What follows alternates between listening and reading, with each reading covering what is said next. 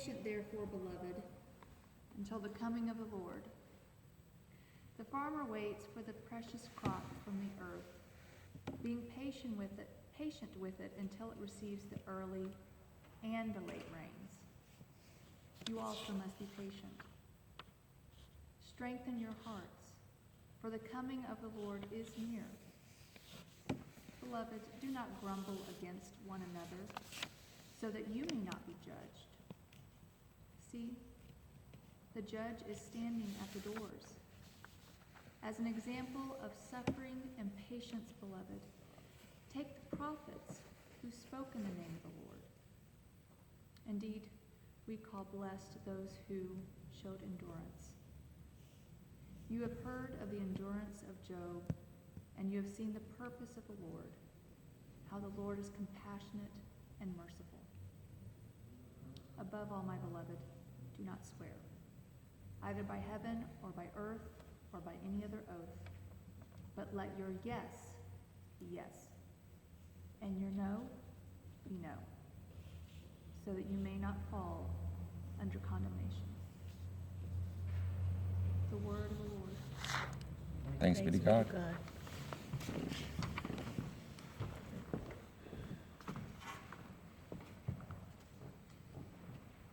So as we share in our Jazz Vespers, you know that it's my practice to share in the spoken word. So a word to James. No one has ever thought of me as patient. Not really. Not patient. I can't stand still or sit still for too long. I'm the one that wants to do something else after I've pulled the ticket. You know, the ticket by the deli counter. You know the feeling, that interminable moment of being stuck in the same place waiting. Like some scene of a movie that shows purgatory. The in-between place that some people hold out for. I don't, but some do, as if God has to give you a timeout or cooling off before you know heaven anyways. Purgatory, an in-between place. I imagine it like standing on the transfer from the blue to the L. You know that what I mean? Like getting on at 14th Street and 8th Avenue. Or the crosstown at Times Square in Port Authority to get across Manhattan, or to get into Brooklyn, the transfer from the blue to the L, but the trains don't leave. You just wait. You sit in that nice, empty subway car before anyone gets on. You think you've gotten the perfect seat, but the train never leaves. And so you are waiting. And then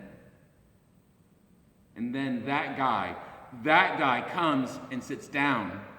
You know, that guy that in spite of the fact that the whole car is empty, sits down right next to you.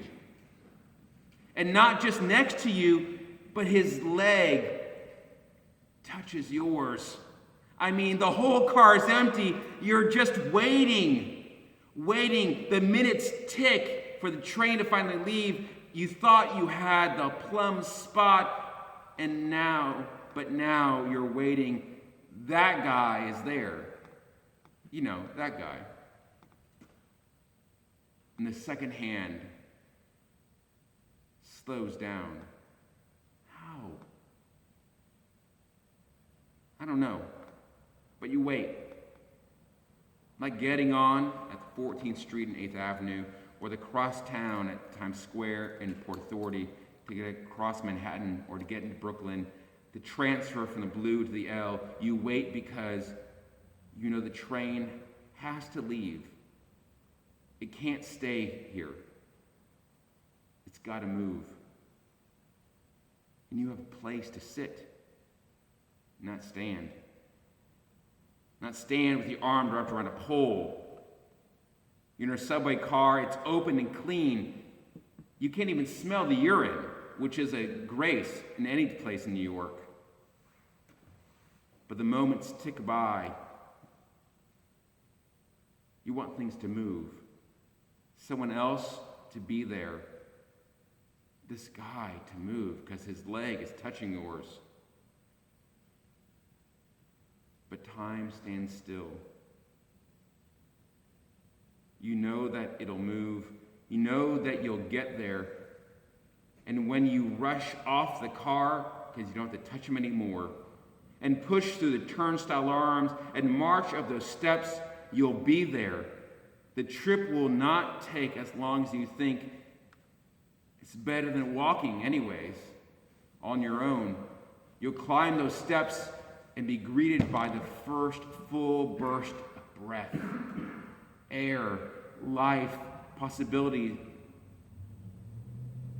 But still you have to wait. How long? How long? How long, O Lord? You can see the destination, on that little turn thing on the top of the train.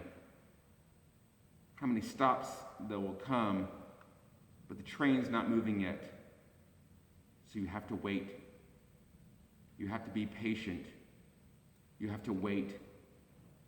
Like getting on at 14th Street and 8th Avenue, or the crosstown at Times Square and Port Authority.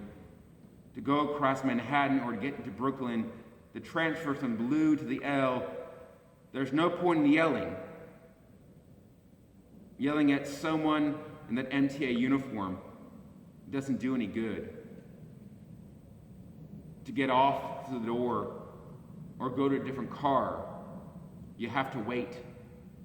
You have to be there in that moment. Start seeing the others that descend the steps and find their own seat to hold their place.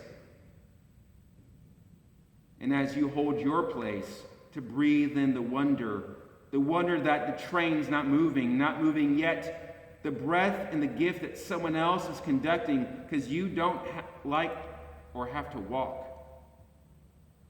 It's just a straight shot, just a few short stops. And then you're there, but you have to wait.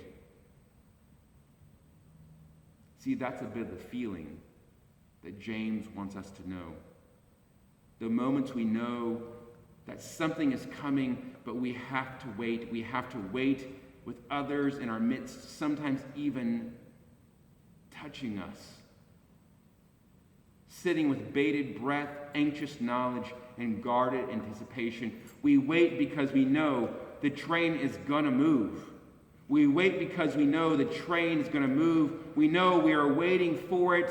There is a destination for us all, but right now, the train's not moving. It's not moving. But there are other people waiting also. So it's got to move soon, right? We are waiting because there is something we're going to. There's something. We know there's a destination, but still the train is at that spot. On the transfer from the blue to the L, you know what I mean. Like getting on 14th Street and 8th Ave, or the crosstown at Times Square and Port Authority, to get across Manhattan, or to get into Brooklyn, the transfer from the blue to the L, you are waiting because you know the destination. You know the train will move. You know you don't have to sit next to them for that long. But you'll have to wait. But you'll have to wait to get to where you're promised, to get to the destination, to get to the place, your place, but still aren't there yet. That's what we need to hear. That's what we need to hear in the midst of Advent, in these days of waiting for what we expect and waiting for what we still are not sure of. We are sitting in the train, waiting, like getting on at 14th Street and 8th Ave, or the crosstown at Times Square and Port Authority to get across Manhattan or to get into Brooklyn, the transfer from the blue to the L. But you know where you're going. We're all going to get there too. So, take a breath. Lean back. Prepare for the ride. We'll all get there. You can see the minutes ticking down. That's the sense of Advent. We are waiting. The train will move. We will get there. God has a place for us. Amen.